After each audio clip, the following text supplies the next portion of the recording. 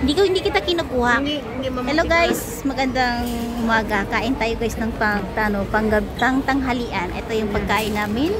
Kasama ko yung aking kapitbahay na si Ate May. Yan, kita nyo naman guys. Ay, masama yata yan. Dito na lang tayo banda. Yan, nakita nyo guys. Dito kami banda sa harap. Kumakain kami ni Ate May. Ano lang, 3 minutes lang. 3 minutes. Oh, 3 minutes lang. Hindi na kailangan mag-ano. Kita nyo guys kung saan kami ngayon ni Ate May. Dito kami ngayon sa Jollibee.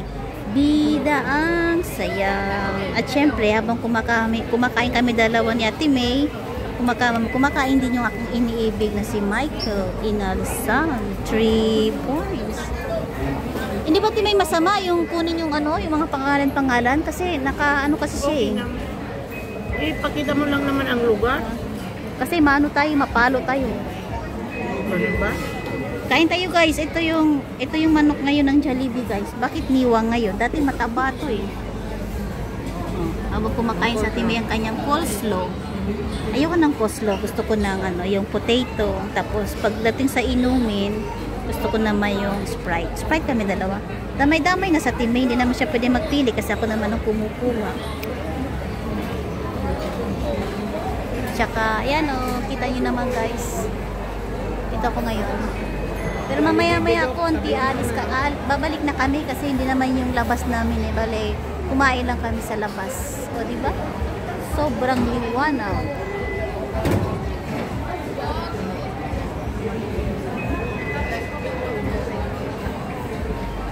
Tapos mamaya, bigyan ko si Macho ng tinapay para meron din siyang pagkain.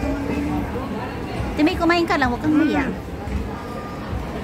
Ano na ako, meron ako 2 seconds and 2 minutes and 3 seconds. Mas masarap yung coleslaw nila kaysa KFC. Ay, oo. Sarap. Ano yung cabbage? Ano yan? Pero mas creamy. Creamy siya. Mas creamy.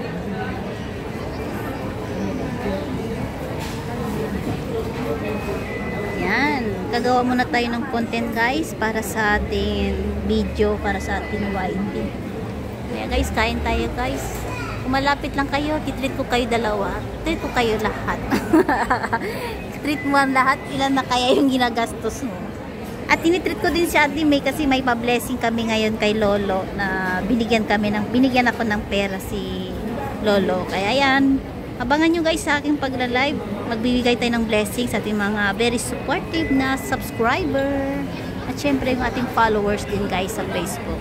And guys, maraming salamat and God bless everyone.